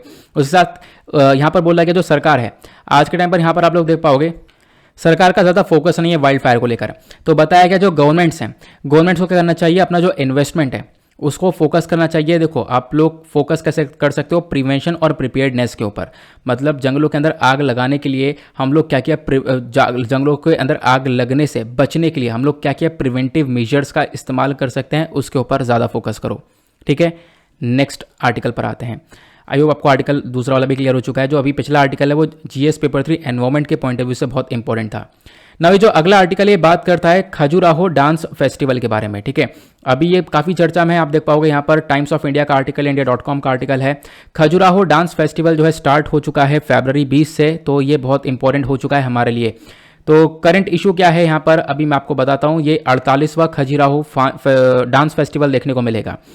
ये जो खजुराहो डांस फेस्टिवल है, इस फेस्टिवल को ऑर्गेनाइज किया गया है स्टेट कल्चर डिपार्टमेंट के थ्रू, ठीक है। एमपी टूरिज्म और आर्कियोलॉजिकल सर्वे ऑफ इंडिया ने यहाँ पर इसको पूरी तरह से ऑर्गेनाइज किया। ये जो फेस्टिवल है ये ऑर्गेनाइज किया गया है आज़ादी का अमृत महोत्सव के थीम के ऊपर। इसके हाईलाइट्स क्या हैं, तो इस फेस्टिवल ने यहाँ पर हाईलाइट इसके अंदर दिखाया जाता है कि अगर हम लोग बात करें यहाँ पर इस फेस्टिवल के अंदर देखने को मिलता है कि जो इंडियन क्लासिकल डांस है वो बहुत सारे डांसेस परफॉर्म किए जाते हैं। तो मतलब इंडियन क्लासिकल डांस से भरा हुआ यहाँ पर पूरा ये फेस्टिवल है।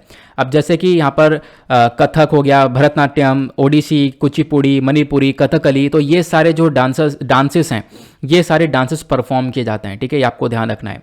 साथ साथ यहाँ पर बताया गया ये डांस परफॉर्मेंस के अलावा भी जो बहुत सारे टूरिस्ट होते हैं वो यहाँ पर अलग अलग चीज़ों को यहाँ पर देखते हैं, उनको अलग अलग चीज़ों को फील करते हैं, विलेजेस का टूर लेते हैं, वाटर राफ्टिंग वगैरह की जाती है, मतलब कि पानी के अंदर नाव वगैरह चलाई जाती है, और भी बहुत सारी अलग अलग यहाँ पर एक्टिविटीज़ की जाती हैं लोगों के थ्रू इस पूरे खजुराहो डांस फेस्टिवल में। खजुराहो डांस फेस्टिवल के अंदर आपको ध्यान रखना है अलग अलग डांसेस को परफॉर्म किया जाता है। वो डांसेस कौन से होते हैं अभी मैंने आपको बताया। नाउ यहाँ पर खजुराहो है क्या? देखो ये जो खजुराहो है ये ग्रुप ऑफ मॉन्यूमेंट्स, यहाँ पर आपको बहुत सारे मॉन्यूमेंट्स देखने को मिलेंगे। ठीक है, यहाँ पर एग्जैक्टली क्या है, हिंदू टेम्पल्स, यहाँ पे आप देख पाओगे अलग अलग मंदिर देखने को मिलेंगे। हिंदू टेम्पल्स हैं, जैन टेम्पल्स हैं, कहाँ पर? छतरपुर डिस्ट्रिक्ट मध्य प्रदेश के अंदर में। ठीक है, और साथ ही साथ यहाँ पर जो ये खजुराहो है ये बेसिकली एक यूनेस्को वर्ल्ड हेरिटेज साइट है। साथ ही साथ यहाँ पर जो टेम्पल्स हैं वो बहुत फेमस हैं अपने नागरा स्टाइल के लिए। ठीक है, जो नागरा स्टाइल है बहुत इंपॉर्टेंट है, यूपीएससी बहुत सारे क्वेश्चन पूछ चुका है, रिसेंटली मैंने आपको बताया था। ठीक है, जो टेम्पल्स होते हैं इनके आर्किटेक्चर होता है, ये टॉपिक आपका GS paper 1 art and culture से डायरेक्टली इंपॉर्टेंट हो जाएगा। जब भी आप लोग नितिन सिंघानिया उठाते हो या फिर कोई सी बुक उठाते हो, क्लास 11 की इंडियन फाइन आर्ट्स उठाते हो, कोई सी भी बुक उठाते हो, वहां पर आपको देखने को मिलेगा जो टेम्पल स्ट्रक्चर है। ठीक है, टेम्पल स्ट्रक्चर के अंदर सबसे इंपॉर्टेंट स्ट्रक्चर आता है नगारा स्टाइल स्ट्रक्चर। ठीक है, तो नगारा स्टाइल के अंदर आपको ये पूरे के पूरे खजुराहो के मंदिर देखने को मिलेंगे। हिस्टोरिकल रिकॉर्ड्स के बारे में बात करें तो ज़्यादातर जो खजुराहो टेम्पल हैं ये बनाए गए थे 1950 से लेकर 1050 एडी के बीच में, ध्यान रखना, बाय द चंडेला डायनेस्टी। तो चंडेला डायनेस्टी के थ्रू यहाँ पर इसको बनाया गया। साथ ही साथ यहाँ पर क्या है, जो हिस्टोरिकल रिकॉर्ड्स हैं ये बताते हैं कि जो खजुराहो टेम्पल साइट है इस साइट पर लगभग 85 टेम्पल्स थे 12वीं सेंचुरी तक। ठीक है, ये 20 स्क्वायर किलोमीटर तक के एरिया में फैले हुए थे, लेकिन टाइम जैसा बीतता रहा यहाँ पर सिर्फ और सिर्फ 25 टेम्पल ही सर्वाइव कर पाए, 25 टेम्पल ही बच पाए थे लगभग 6 स्क्वायर किलोमीटर के अंदर ही फैले हुए। ये यहाँ पर कुछ रिकॉर्ड्स हैं जो कि ये बताते हैं, तो इसके बारे में ध्यान रख सकते हो। अब यहाँ पे अगर हम लोग बात करें तो ये जो खजुराहो टेम्पल है ये इसका जो स्टाइल है वो नगारा स्टाइल आपको देखने को मिलेगा। ये खजुराहो टेम्पल ही है जो एग्जैक्टली आप जो पिक्चर में देख रहे हो, इस खजुराहो टेम्पल भी है। ये बेसिकली एक एग्जाम्पल है कांदरिया महादेव टेम्पल का। यहाँ पर मैंने इसको क्यों लगाया है ताकि आप लोग नगारा स्टाइल को समझ सको, क्योंकि नगारा स्टाइल बहुत इंपॉर्टेंट है। नगारा स्टाइल के अंदर क्या क्या होता है, मान लो ये टेम्पल है, पहली बात जो पूरा टेम्पल बनता है वो एक बेस के ऊपर बनता है। यहाँ पर नीचे एक प्लेटफॉर्म देख रहे होंगे, एक अप्रेस सा प्लेटफॉर्म है। इस प्लेटफॉर्म को हम लोग बोलते हैं जगती। इस प्लेटफॉर्म के ऊपर, ये आपको नीचे दिख रहा होगा, इसके ऊपर ये पूरा मंदिर बनता है। ठीक है, अब जब मंदिर बनता है तो इसमें स्टार्टिंग से बात करें तो यहाँ पर एंट्री में आपको ये अर्ध मंडप देखने को मिलेगा, एक एंट्रेंस है। ठीक है, ये एंट्रेंस हुई, एंट्रेंस होने के बाद आप और अंदर गए तो यहाँ पर आपको ये मंडप देखने को मिलेगा। मंडप मतलब एक हॉल है। ठीक है, ये बड़ा सा हॉल छूटा पड़ा है, और इसी हॉल के अंदर जाओगे तो एक महामंडप है। महामंडप ऑब्वियस ही बात है, ये मंडप या महामंडप, इस वाले हॉल से ये जो दूसरा वाला है अंदर जाओगे तो अंदर वाला और ज़्यादा बड़ा होगा। ठीक है, उसके बाद यहाँ पर अंतराल मिलेगा, फिर उसके बाद और अंदर जाओगे तो यहाँ पर आपको बिल्कुल जब अंदर में जाओगे, ठीक है, तो यहाँ पर गर्भगृह मिलेगा। और इसके ऊपर क्वेश्चन बन चुका है, गर्भगृह यहाँ पर क्या है, मतलब जो मेन देवता बैठते हैं। आपको बताओगे एक मंदिर है बिल्कुल बीच में, यहाँ पर मेन देवता जो बैठाए जाते हैं उनका स्टैचू होता है, तो उस वाले एरिया को हम लोग गर्भगृह बोलते हैं। यहाँ पर आप देख पाओगे गर्भगृह ये वाला एरिया देखने को मिलेगा।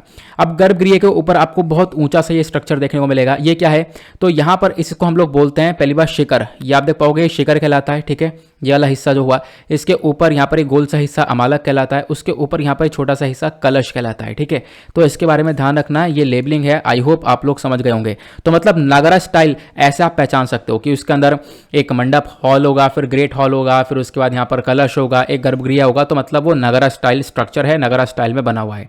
ठीक है, आई होप आप इसको समझ गए होंगे। नाउ अब बात करें खजुराहो जो मंदिर है, खजुराहो टेम्पल्स हैं, इनको इसका मैनेजमेंट कैसे होता है। जो खजुराहो ग्रुप ऑफ मॉन्यूमेंट्स है इसको ओन करती है हमारी भारत सरकार खुद, हमारी भारत सरकार हैंडल करती है, और इसको मैनेज किया जाता है आर्कियोलॉजिकल सर्वे ऑफ इंडिया के थ्रू। बहुत इंपॉर्टेंट है, आर्कियोलॉजिकल सर्वे ऑफ इंडिया इसको मैनेज करता है through ancient monument archaeological sites and remains act 1958, और साथ ही साथ जो रूल्स अमेंडमेंट 1992 है, और उसके बाद अमेंडमेंट वैलिडेशन एक्ट। तो मतलब आर्कियोलॉजिकल सर्वे ऑफ इंडिया ये अलग अलग रूल्स और एक्ट का इस्तेमाल करके यहाँ पर इस पूरे मॉन्यूमेंट को मैनेज करता है। आर्कियोलॉजिकल सर्वे ऑफ इंडिया के बारे में जरूर जान लो, क्योंकि आपसे क्वेश्चन बन सकता है, जो कि यूपीएससी ऑलरेडी पूछ चुका है। कब? 2004 में यूपीएससी ने एक क्वेश्चन पूछा था। आर्कियोलॉजिकल सर्वे ऑफ इंडिया एक प्रीमियर ऑर्गेनाइजेशन है जो कि आर्कियोलॉजिकल रिसर्च करती है, खुदाई करके यहाँ पर नई नई चीज़ें ढूंढ कर देते हैं, प्लस हमारे जो मॉन्यूमेंट्स है उसको प्रोटेक्शन देते हैं, ये ध्यान रखना। आर्कियोलॉजिकल सर्वे ऑफ इंडिया एक अटैच्ड ऑफिस है। ये कौन से मिनिस्ट्री के अंडर में आता है? तो मिनिस्ट्री ऑफ कल्चर के अंडर में आता है। आर्कियोलॉजिकल सर्वे ऑफ इंडिया को फाउंड किया गया था 1861 में अलेक्जेंडर कनिंघम के थ्रू, ठीक है, जो कि यहाँ पर इसके डायरेक्टर जनरल ही बन गए थे। अब जब हम लोग बात करें तो यूपीएससी 2004 में एक प्रिलिमिनरी क्वेश्चन है, प्रीलिम्स का क्वेश्चन पूछा गया और बहुत सिंपल सा क्वेश्चन है, इसको आपको सॉल्व करना है। आर्कियोलॉजिकल सर्वे ऑफ इंडिया एक अटैच्ड ऑफिस है, ये कौन सी मिनिस्ट्री के अंडर में आता है? Option A culture, option B ministry of tourism, option C ministry of science and technology, या फिर option D human resource development की मिनिस्ट्री। तो इसका सही आंसर आप सभी लोग नीचे कमेंट सेक्शन में दो। नेक्स्ट आर्टिकल पर आते हैं। अगला आर्टिकल बहुत बहुत जबरदस्त होने वाला है, खासकर डिफेंस के पर्सपेक्टिव से। ये हमारा जीएस पेपर 3 से आप इसको रिलेट कर सकते हो। बात की गई है एक्स कोबरा वॉरियर 2022 के बारे में। तो यहाँ पर आर्टिकल है पीआईबी का और डायरेक्टली सरकारी डेटा है, तो गवर्नमेंट डायरेक्टली यहाँ पर डेटा पब्लिश करती है और हमारे लिए बहुत बहुत बहुत इंपॉर्टेंट है। तो मिनिस्ट्री ऑफ डिफेंस का डेटा है। बात की गई इंडियन एयरफोर्स यहाँ पर पार्टिसिपेट करेगा कोबरा वॉरियर एक्सरसाइज के अंदर और यूनाइटेड किंगडम में ये पार्टिसिपेशन किया जाएगा। तो इंडियन एयरफोर्स यहाँ पर पार्टिसिपेट करने वाला है एक मल्टी नेशन एयर एक्सरसाइज, जिसका नाम है एक्स कोबरा वॉरियर 2022, मतलब 22 डायरेक्टली लिखा हुआ है। ये एक्सरसाइज कहाँ पे होने वाली है? तो यूके के वॉडिंगटन वाले एरिया में होगी। 6 मार्च से 27 मार्च के बीच में एक्सरसाइज होगी। यहाँ पे भारत का इंडियन एयरफोर्स का जो लाइट कॉम्बैट एयरक्राफ्ट तेजस है ये पार्टिसिपेट करेगा इसके अंदर, ये सरकार ने खुद यहाँ पर मेंशन किया है। तो करंट इशू क्या है? Ex Cobra Warrior 22 Indian air force light combat aircraft Tejas पहुंचेगा और यूके के अंदर हम लोग यहाँ पर ये अभ्यास करने वाले हैं। यहाँ पर दोनों कंट्रीज की जो एयर फोर्सेस हैं वो आपस में अपनी फ्रेंडशिप को और ज़्यादा मजबूत करेंगी, एक दूसरे को कुछ ना कुछ सिखाएंगी। यहाँ पर ऑब्वियसली अभ्यास हो रहा है तो डेफिनेटली जो हमें कुछ स्पेशल आता है हम उनको बताएंगे, उनको कुछ स्पेशल आता है वो हमें बताएंगे, ठीक है। तो ये ध्यान रखना, ठीक है। अब उसके बाद आपको ध्यान होना चाहिए भारत और भी कंट्रीज के साथ अलग अलग अभ्यास करता है, वो सारी एक्सरसाइज मैं आपको बताता हूं। पहले तो आपको यहां पर ये कोबरा वॉरियर 22 के बारे में समझ में आ गया। दूसरी एक्सरसाइज मिलन, एक्सरसाइज मिलन भी यहां पर 25 फरवरी से 4 मार्च तक होगी, ठीक है। तो 25 फरवरी से 4 मार्च तक एक्सरसाइज मिलन होगी। इसके अंदर हम लोग देख पाएंगे लगभग 42 कंट्रीज पार्टिसिपेट करेंगी। इसमें शिप्स होने वाली है 15 कंट्रीज की, यहाँ पर आपको शिप्स देखने को मिलेंगी। 42 कंट्रीज पार्टिसिपेट करेंगे शिप से। और यहाँ पर क्या होगा, यूएस यहाँ पर इस एक्सरसाइज को पहली बार ज्वाइन करेगा। और मिलन 2022 जो एक्सरसाइज होगी इसका थीम क्या है? तो इसका थीम है कैमरेडरे, कोहेशन और कोलेबरेशन। कैमरेडरे मतलब भाईचारा रहेगा, एक कोलेबरेशन रहेगा हम सभी कंट्रीज के बीच में, ठीक है। और साथ साथ ध्यान रखना जो एक्सरसाइज मिलन है ये एक बाइनियल मल्टीलेटरल नेवल एक्सरसाइज हुआ करता था, जो कि स्टार्ट हुआ था 1995 में। इसके अंदर पहले स्टार्टिंग में आप देख पाओगे 4 कंट्रीज का पार्टिसिपेशन था, जिसमें इंडोनेशिया, सिंगापुर, श्रीलंका और थाईलैंड देखने को मिलता था। और ये जो एक्सरसाइज है आपको पोर्ट ब्लेयर मतलब अंडमान निकोबार में होती हुई नजर आती थी। बाद में इसको विशाखापट्टनम में शिफ्ट कर दिया गया, क्योंकि विशाखापट्टनम में ज़्यादा अच्छा इंफ्रास्ट्रक्चर है इसी वजह से, ठीक है। सबसे बड़ी बात यहाँ पर जो एक्सरसाइज है इसको भारत होस्ट कर रहा है, ये भी आप लोग को ध्यान रखना है। और भारत ने यहाँ पर लगभग 45 कंट्रीज को इनवाइट किया है। ये एक्सरसाइज कहाँ पर होने वाली है? तो लोकेशन मैंने आपको बता दिया, विशाखापट्टनम में आपको ये देखने को मिलेगी, ठीक है। पहली बार यहाँ पर ये जो एक्सरसाइज है ये विशाखापट्टनम में होगी। 45 कंट्रीज को हमने इन्वाइट किया है और अच्छा रिस्पॉन्स आ रहा है, ये भी यहाँ पर बताया गया है। तो अलग अलग कंट्रीज में पार्टिसिपेट करने आ रही हैं, ठीक है। तो आपको एक्सरसाइज मिलन के बारे में पता चल गया। उसके बाद एक अगली एक्सरसाइज है ईस्टर्न ब्रिज 6, आपको ये देखने को मिलेगा। ये बेसिकली यहाँ पर कौन कौन है? इंडियन एयरफोर्स है और ओमान की यहाँ पर एयरफोर्स है। तो इंडियन एयरफोर्स और ओमान की एयरफोर्स के बीच में यहाँ पर एक्सरसाइज ब्रिज होती है, ध्यान रखना इसके बारे में। ये भी एक्सरसाइज यहाँ पर 21 से 25 फरवरी 2022 के अंदर चलेगी, तो यहाँ पर ध्यान रखना इसके बारे में। और ये इस एक्सरसाइज का 6ठा एडिशन होने वाला है। उसके बाद एक एक्सरसाइज होती है जिमेक्स इंडिया और जापान के बीच में होती है। उसके बाद एक अभ्यास होता है एक्स डेजर्ट नाइट 21 अभ्यास, ये होता है इंडिया और फ्रांस के बीच में, इन दोनों की एयरफोर्स के बीच में।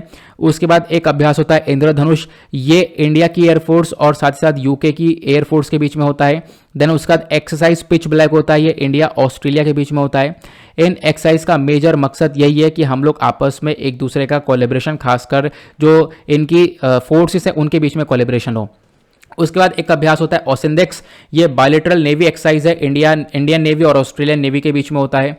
दोनों कंट्रीज़ यहाँ पर आप कह सकते हो कि ये एक्सरसाइज लेती हैं, इनका नाम रखा गया है ऑस्ट्रा हिंद करके नाम रखा गया है, ठीक है। दोनों कंट्रीज़ के बीच मतलब एक दोनों कंट्रीज़ की आर्मी के बीच में, मतलब ऑसिंडेक्स तो दोनों कंट्रीज़ की नेवी के बीच में होता है, दोनों कंट्रीज़ के बीच की जो आर्मी के बीच में एक्सरसाइज होती है उसको हम लोग ऑस्ट्रा हिंद बोलते हैं। साथ ही साथ यहाँ पर धर्म गार्डियन ये देखने को मिलेगा, ये जॉइंट अभ्यास है किस किस के बीच में, ये इंडिया और जापान के बीच में होता है। उसके बाद ये एवियंद्रा आपको देखने को मिलेगा, ये इंडिया और रशिया की जॉइंट एयर एक्सरसाइज होती है। उसके बाद नोमैडिक एलिफेंट, ठीक है, नोमैडिक एलिफेंट कौन कौन से कंट्रीज़ के बीच का अभ्यास है, तो इंडिया और मंगोलिया का अभ्यास है, तो आपको ध्यान रखना है, ठीक है। उसके बाद अगले आर्टिकल पर आते हैं। नेक्स्ट आर्टिकल अगेन एक बहुत इंपॉर्टेंट है, बात की गई है गोलन हाइट्स के बारे में, ठीक है। अब गोलन हाइट्स चर्चा में है, गोलन हाइट्स क्या है सब कुछ समझेंगे यहाँ पर। आप देख पाओगे द हिंदू का आर्टिकल है, उसके बाद यहाँ पर ये इंडियन एक्सप्रेस का आर्टिकल है। गोलन हाइट्स पर यहाँ पर हुआ है अटैक, ठीक है। इजराइल ने यहाँ पर मिसाइल अटैक किया है गोलन हाइट्स के पास में। गोलन हाइट्स का कुछ नज़ारा इस प्रकार से है। गोलन नाइट हाइट्स कहाँ पर है आप देख पाओगे, इधर आपको इजराइल नजर आएगा, इधर इजराइल है। इजराइल वैसे कहाँ पर है इंडिया के कंपैरिजन में, तो इधर देखो, इधर आपको देखने को मिलेगा हमारा महान भारत, और इंडिया के कंपैरिजन में आपको इजराइल यहाँ पर देखने को मिल जाएगा, ठीक है। जो आप इस मैप को देखोगे तो इजराइल यहाँ पर हुआ, इसके ऊपर आपको लेबनान देखने को मिलेगा, इधर जॉर्डन देखने को मिलेगा, इधर सीरिया देखने को मिलेगा। ये सीरिया और इजराइल के बीच में जो ये एरिया है ये गोलन हाइट्स कहलाता है। इस एरिया को इजराइल ने कब्जा रखा है, इस एरिया को इजराइल ने ऑक्यूपाई कब्जाया था, मतलब 1967 के अंदर। फिर यहाँ पर इसके बारे में ध्यान रख सकते हो, ठीक है। तो सीरिया का पहले हिस्सा हुआ करता था, बाद में यहाँ पर इजराइल ने इसको कब्जा लिया। तो इजराइल ने यहाँ पर अभी कुछ सरफेस टू सरफेस मिसाइल यहाँ पर दागी है। सरफेस टू सरफेस मतलब जो कि सरफेस से सरफेस तक चलती है, ठीक है। एक होती है यहाँ पर एयर टू सरफेस होती है, सरफेस टू एयर होती है, ये सरफेस टू सरफेस है, ठीक है। अब बात करते हैं गोलन हाइट्स के बारे में, क्योंकि प्रिलिमिनरी क्वेश्चन है, प्रीलिम्स में यहाँ पर पूछ लिया जाता है, लोकेशन बहुत इंपॉर्टेंट होती है।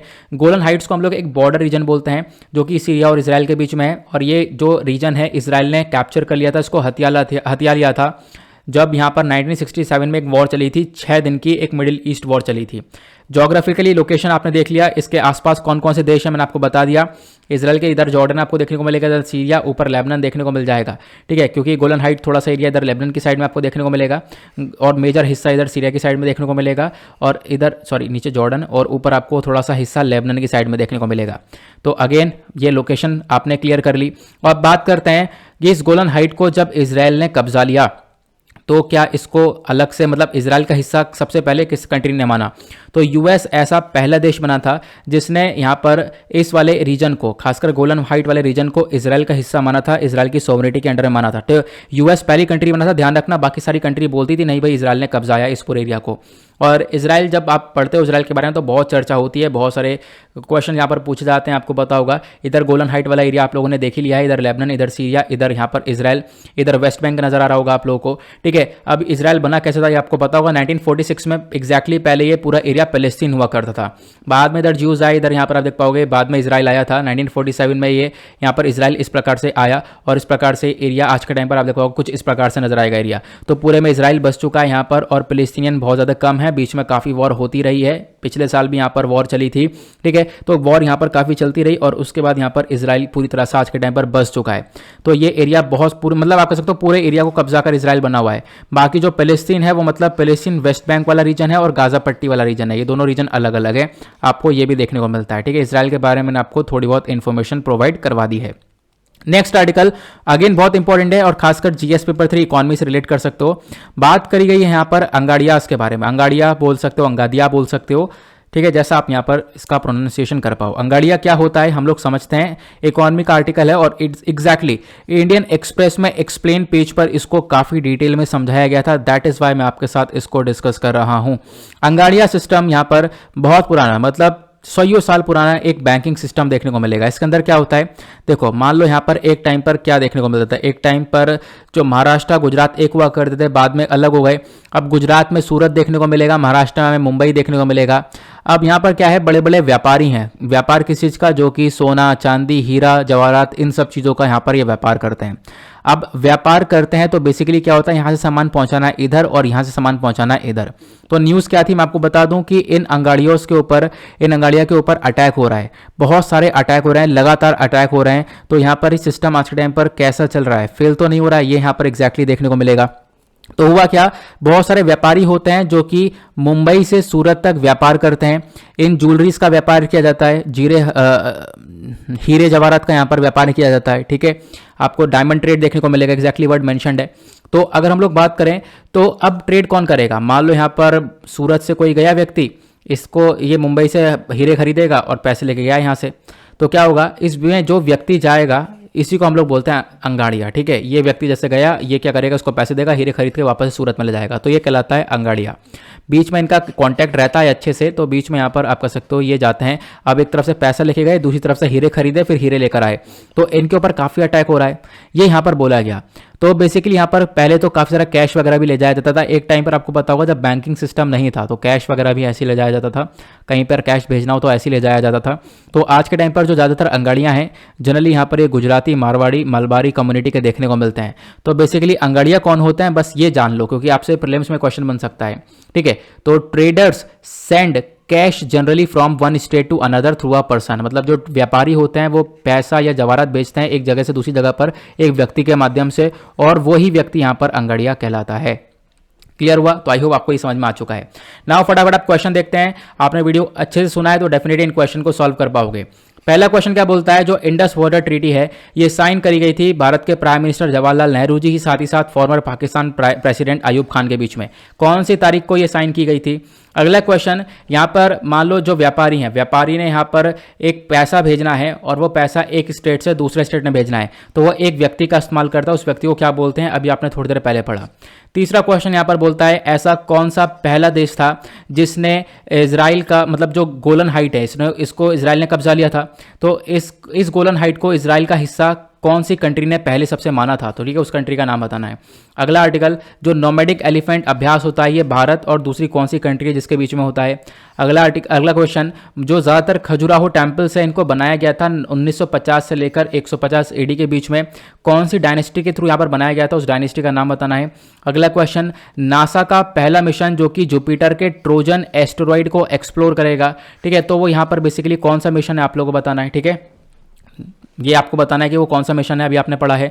उसके बाद जो टेम्पल्स है, खासकर खजुराहो टेम्पल्स हैं, ये फेमस है अपने कौन से स्टाइल आर्किटेक्चर के अंदर, तो उस स्टाइल का नाम बताना है, अभी डिटेल में आपने पढ़ा। उसका आखिरी क्वेश्चन, जो इंद्रधनुष अभ्यास है ये एक जॉइंट एयरफोर्स अभ्यास है इंडियन एयरफोर्स और रॉयल एयरफोर्स के बीच में, मतलब कि एक तरफ तो इंडियन एयरफोर्स हो गई, दूसरी तरफ कौन से कंट्री की एयरफोर्स होती है इस इंद्रधनुष अभ्यास के अंदर, उस कंट्री का नाम बताना है। और इन सभी के आंसर्स मैंने आपको प्रोवाइड करवा दिए, चाहो तो आप लोग इन आंसर्स को देख सकते हो, बट खुद सॉल्व करना चाहो तो ज़्यादा बेहतर रहेगा, यहाँ पर खुद सॉल्व करना, उसके बाद इसको सॉल्व करना, उसके बाद इसको देखना। नाउ इसी के साथ करते हैं हम लोग अपने लेक्चर को समाप्त, मिलते हैं आप लोगों से नेक्स्ट वीडियो में। आज के लिए bye bye, have a nice day, thank you and जय हिंद।